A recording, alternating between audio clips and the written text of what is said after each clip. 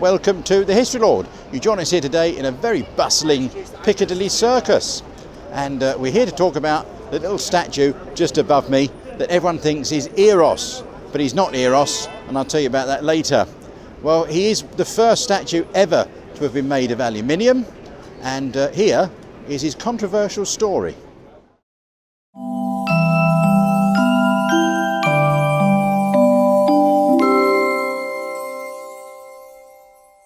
Welcome to London.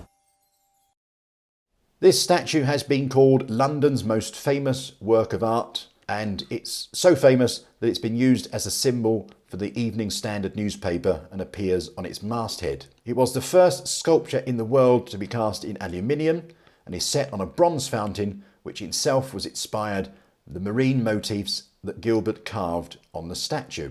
Alfred Gilbert's use of a nude figure on a public monument was extremely controversial at the time of its construction, but it was generally well received. The Magazine of Art described it as a striking contrast to the dull ugliness of generality of our street sculptures. The model for the sculpture was Gilbert's studio assistant, a 16-year-old called Angelo Calarossi, who was born in Shepherd's Bush in 1875.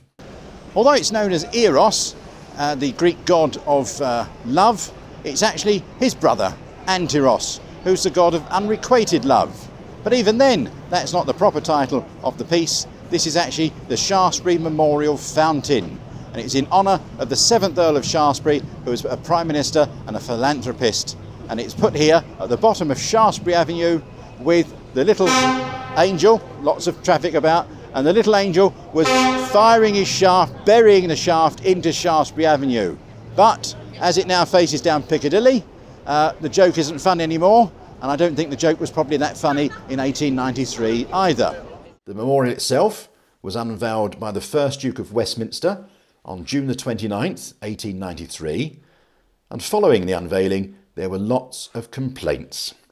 Some felt it was sited in a vulgar part of town, i.e. Soho and the theatre district.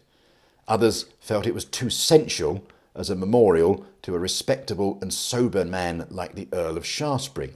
There were even objections to the name, and some say it should have been called the Angel of Christian Charity, which was the nearest approximation for Anteros in the Christian faith. However, that name never became widely known, and it's always been referred to as Eros, the god of sensual love. Some say that was inappropriate for a commemoration of the Earl, but some thought it was lovely and ironic because it represented the more carnal side of Soho. It is actually one of the most moved memorials in London. It has been removed from the circus twice in its history. First in 1922, when they constructed the new Piccadilly tube station. The memorial was taken to Embankment Gardens. It returned to Piccadilly Circus in 1931. And at the start of the Second World War in 1939, Eros was removed for safety and kept in Egham in Surrey.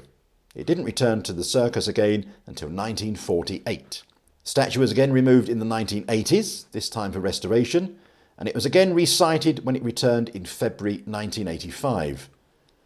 The statue was also vandalised in 1990, and after radiography and restoration, it returned in 1994. In May 2012, the statue had a new bowstring fitted after the original was broken by an overzealous tourist who wanted the best selfie ever. So we have moved up here. We're on the top of the picture house now, getting a little bit crowded down in Piccadilly Circus. Now, the last thing I'm going to tell you about Eros, that's what we're going to call him from now on, as everyone else calls him Eros, was in 2013, 2014. He was actually encased in a snow globe and had snowflakes blowing all around him. That was going to be another feature the following year, but the snow globe burst. And so the following year, 2014-15, Eros was actually encased in an octagonal Christmas present. Slightly undignified for the young chap and the god of unrequited love, wouldn't you say? But there you go, that's London for you. Commercial all the way through. Thank you for watching. Do hope you enjoy these videos. If you do, please hit subscribe. If you want to know when videos are uploaded, there is a notification bell just down below. And if you want to see what we do outside of these videos, please go to historylord.co.uk, see about a walking tour of London, or have a look down below and see about James's YouTube channel, which is called Last Line Films. He also does a very, very good podcast too. Thanks for watching. We'll see you very soon. I'm going to enjoy this late winter sunshine. Ah, beautiful.